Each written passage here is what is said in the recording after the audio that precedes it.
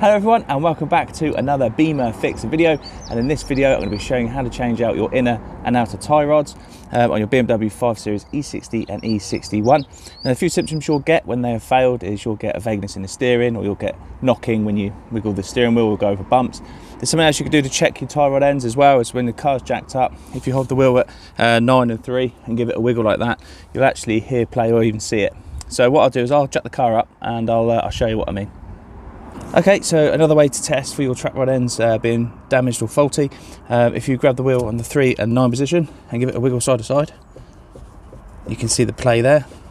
You don't really have to put a lot of effort into it, and you can hear it as well. I don't know if you can hear over the cars, but there's a knock in as well. Similar test to when you do a wheel bearing. Wheel bearing, you'd go 12 and 6, so you've got no play there. But if it was doing that noise and moving around when you were doing the 12 and 6 position, that's indicative of it being a wheel bearing. So what we'll do now is we'll get the car up properly and secure, because at the moment it's only just jacked up, but we'll get the wheels chocked, get the wheel off, get it up in the air, and I'll actually show you, I don't know if I'll better show you straight away because I've got to remove a few bits of trim, but once we get to that point I'll show you the actual ball and socket that's actually failed, and you'll see it actually where the play is in the track rod ends itself.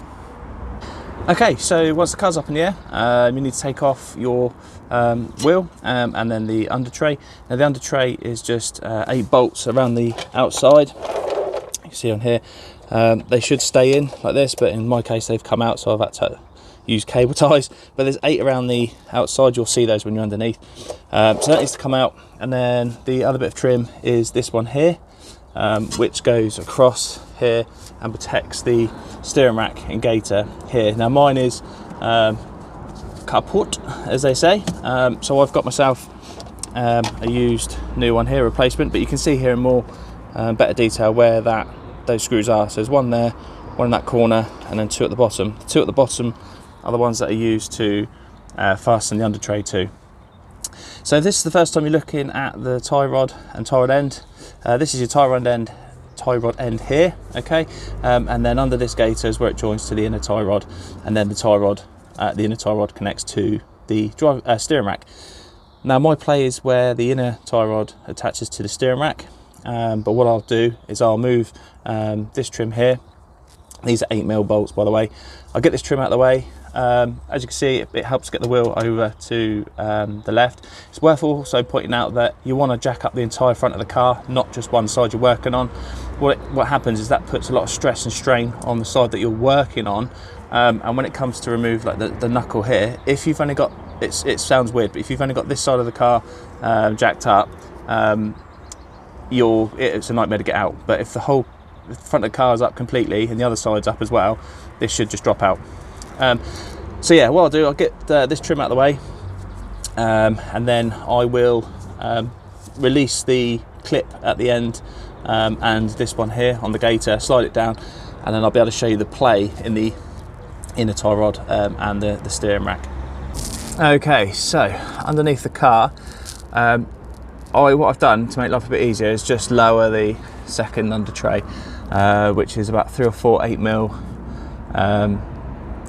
bolt head screws, same as what's under the first under tray, and that just moves that down, and then that allows you to drop out that bit of trim there, which is my broken bit, and then it exposes the Gator here for the inner tie rod. Now if this has never been off before, this will be a metal clip, and what you can do is you can get a flathead screwdriver, prise it in the gap, give it a twist, and it'll release. You'll see if you still got it, you'll see what you need to do. But in my case, I've just got a cable tie on there because it's been off before, and what I'll do is I'll replace that with probably 2 if I can, or a thicker one. So what I'll do, I will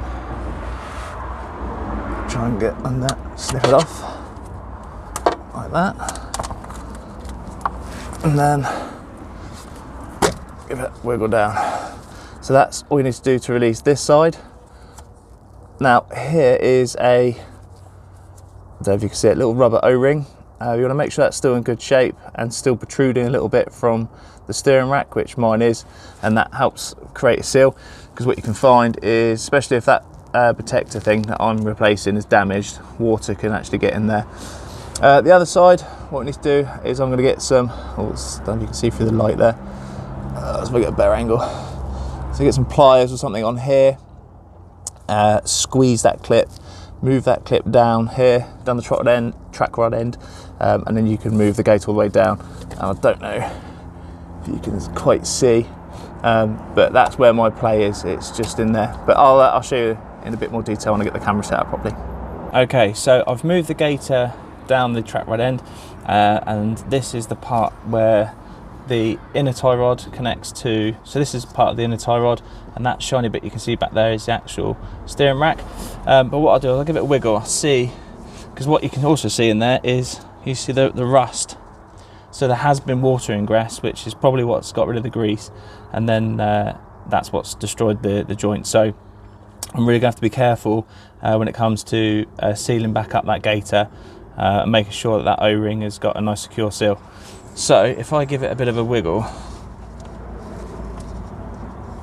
can you just see, I know the camera's moving slightly, but you can just see there, if you look at the bottom corner, you can just see the play there. There you go. So yeah, so what I'll do now is we will, if I can bring it back out a bit.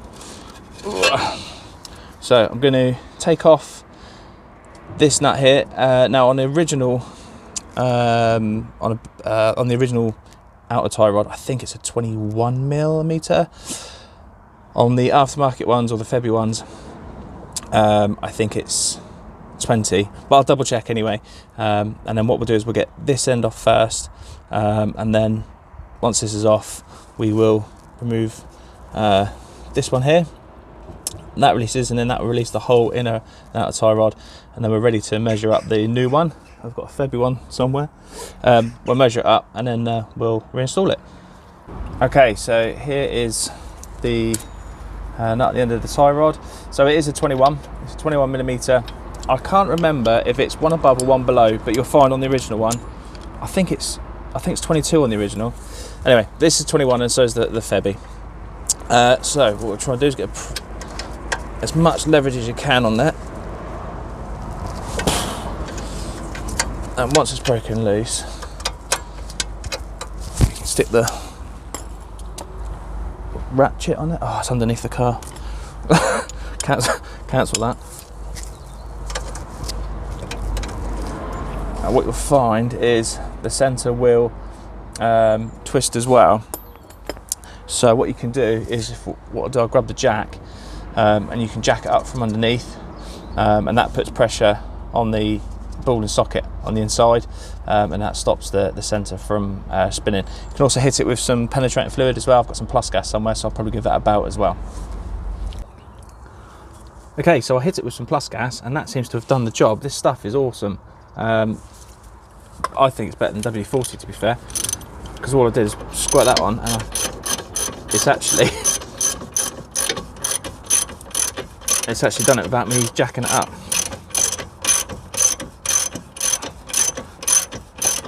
So there's nothing underneath it.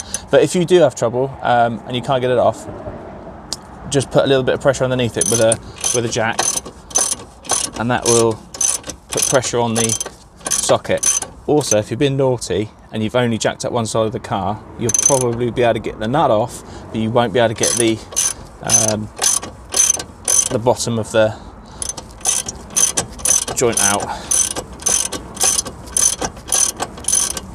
There we go.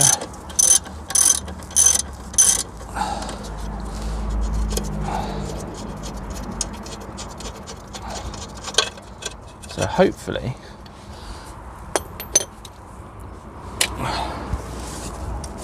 if we give this, there we go. So just move the wheel in slightly, the hub in, that's it, and it'll just drop straight out like that. If you've got only this side, or the side that you're working on, jacked up, that won't happen. You need both sides, equals the pressure. But now, I can really feel the play in that joint. I shouldn't be able to, oh my God. I think that's got grit and all sorts in it. Yeah, so that's completely knackered. So what we'll do now is we'll go underneath, and we will have a crack at this. I don't know if you can see that, I've got the torch on it. We'll have a crack at this one here. I can't remember off the top of my head what size that is, but I'm gonna have to use a pair of adjustables or Stilsons, and if I can, I believe there's like a counter hold on the rack itself, somewhere where you can support, oh, Harley's going by, somewhere you can support the actual steering rack so you're not putting too much pressure on it. But you don't want to hit that with Stilsons because you'll damage the actual steering rack. So yeah, next thing, get this nut off, and then that's the inner and outer tie rod off. If you were just changing the outer tie rod, so this part, that's all you pretty much need to do now. You'd loosen that securing nut just there where my thumb is. You'd release that, unwind this part here, and then what you could do, if you count the turns, then that gives you an idea on how many turns you'd need to wind the other one back on before you'd go and get your tracking done. What I found to make life a bit easier, you can cable tie the Gator. I don't know if you can quite see it there. I've just cable tied it down, so I've sent a cable tie up through the bottom, popped out the top, and just joined it together. What that does is just keeps it below the bolt or the nut here, because otherwise you'll find that you're fighting that Gator all the time. So we'll go underneath now, and then we'll remove this part here. Okay, I hope you can see me okay up there. I'm looking at the steering rack and I can't actually see or feel a counter hold on there, so I'm gonna have to be very wary of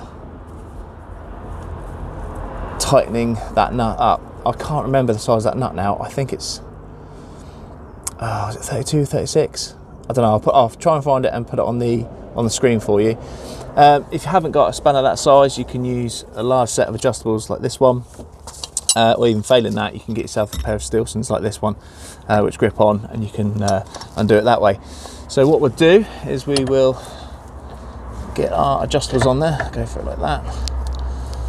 Okay, and then which way we're going? That way. There we go, that wasn't too bad actually.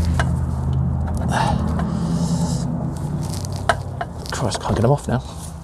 There we go. I think I might even be able to do that by hand. Yep. So we'll work this out.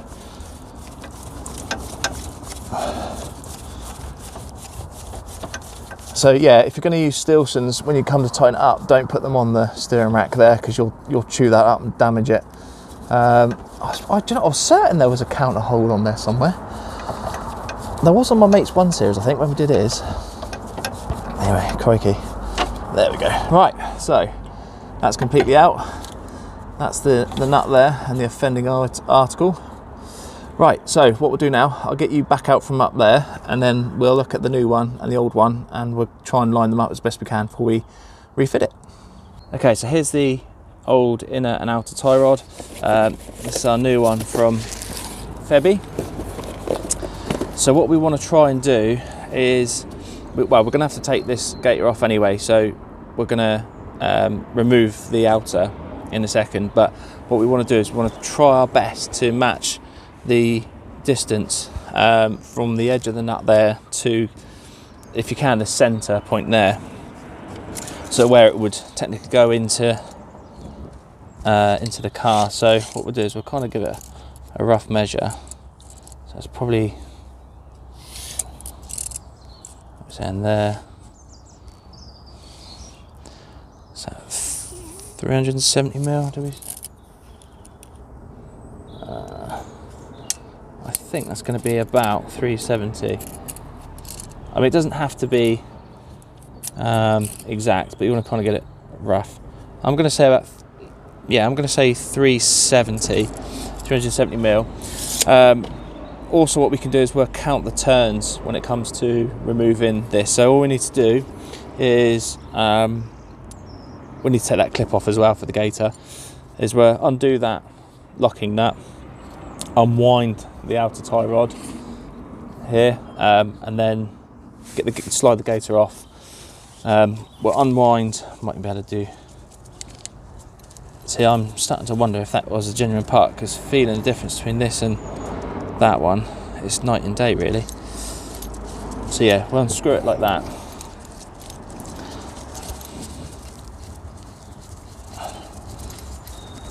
This definitely feels like a better part. Crikey! But can you see how you would count the screw, count the turns as you took it off? But anyway, I'll crack on with that. I'm going to get that taken off of here, get the Gator off, put the Gator on here, and then what we'll do then is we're ready for the install. So I'll get all that sorted, and then I'll catch you back when we're starting to put it back. Okay, well actually before I show you the reinstall, I'll talk to you a bit more about actually taking the old inner and outer tie rod apart. So what you first need to do is you need to loosen the locking nut here. So you do that by counter holding it there on the outer tie rod, and with a pair of adjustables or a spanner, get on there and then knock that off and loosen it. Then what you need to do is the same thing, same process.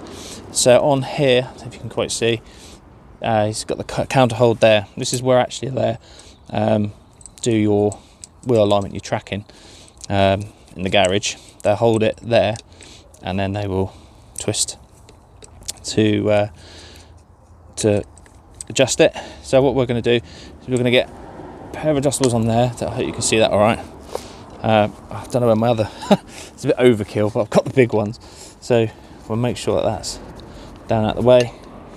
Get the big ones on there. These could probably do with a bit of an oil actually.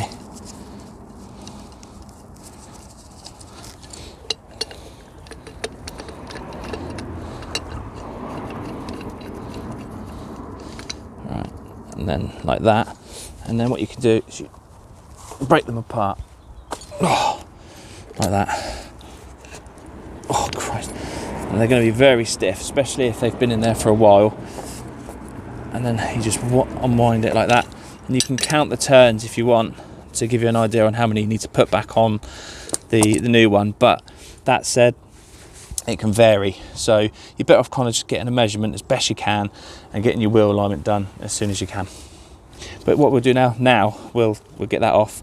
There we go, don't even have to counter hold it now. So what we'll do is quickly get this off. So, and then move on now. You don't need this for your new one, but you can keep hold of it.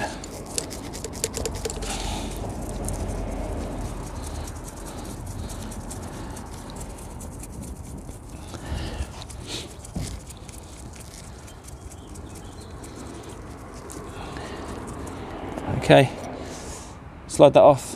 We're going to need to keep that, and then there we go. You need to keep that. Just make sure that's nice and clean. Give it a good clean out with some degreaser if you can, or just make sure the water makes sure it's clean. There we go. There's more evidence that there's actually water in there. Just another reason why you've got to make sure you get a solid seal on that O-ring. But now we're going to put that on the new one. Get that kind of rough measurement to where the old one was, and then we're ready to reinstall it.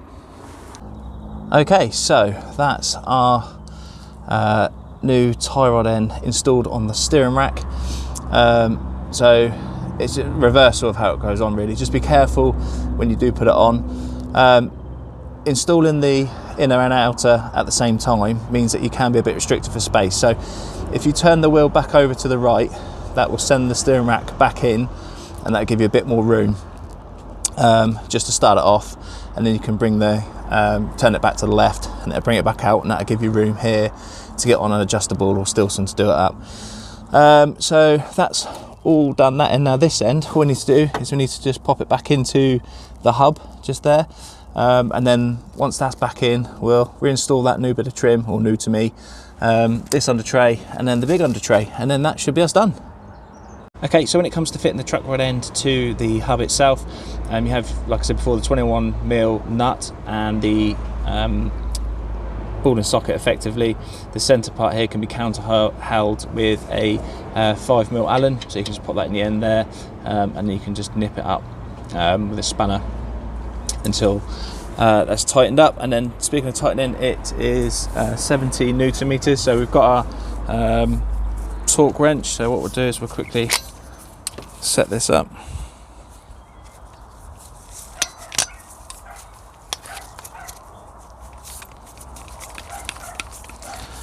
to 70 Newton meters. Okay, so let's see if I can get you in here. Whoop. There we go. So 70 Newton meters is.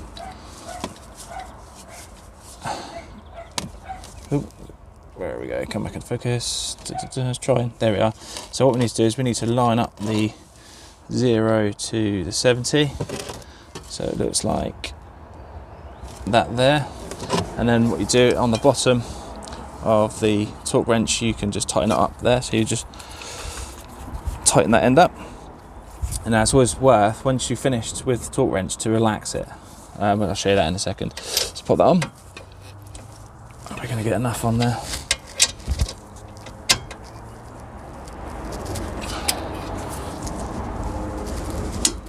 There we go. Something I see quite often, as I said before, people just go click, click, click, click, click. You only need to do it once. If you've calibrated it right, or and you've set it correctly, once is all it needs. So that's 70 Newton meters. So now that's all done, we're ready to start putting the trim back together. Okay, so when I talk about relaxing the torque wrench, what I mean is, so you release the bolt at the bottom, and then you wind it back down to 0. Don't overdo it. You just need to take it down to that line there. You can just see there. So yeah, never leave it under pressure, because you'll knock it out of calibration. So yeah, just thought I'd show you that. And now I'm going to get on with putting the trim back. So I've just fitted the trim that protects the steering rack back on, and I've just noticed that my old one, I don't know if you remember from the video, I mean it was pretty bad, but I didn't realise that, I reckon that's part of the reason why I got water in here as well, was I think that top half was completely missing, and some of the puddles that I've been through would have just put water straight in. So I think just to highlight the fact that you know I was a bit naive to think, maybe I don't need that bit of trim as much as I think I do, but you do. So if it is damaged, just replace it. But like I say, now that's done, it's just that tray there with 8 mils, and then the final under tray underneath the engine. Okay, so once everything's been put back together, get your wheel back on, wheel nuts to 120 Newton meters of torque. Once it's on, just give the wheel another wiggle, so 9 and 3, and just give it a bit of a, there we go, and you can see the play's all gone, it's nice and solid. So hopefully all the knocking and everything's gone. So yeah, that's it, that's everything to it. I hope you enjoyed the video, hope you found it useful. If you did, please get a thumbs up. If you want to see more videos like this, please subscribe, and massive thank you to my current subscribers. I really appreciate every single one of you, and I look forward to seeing you all very soon. Take care guys, thanks, bye bye.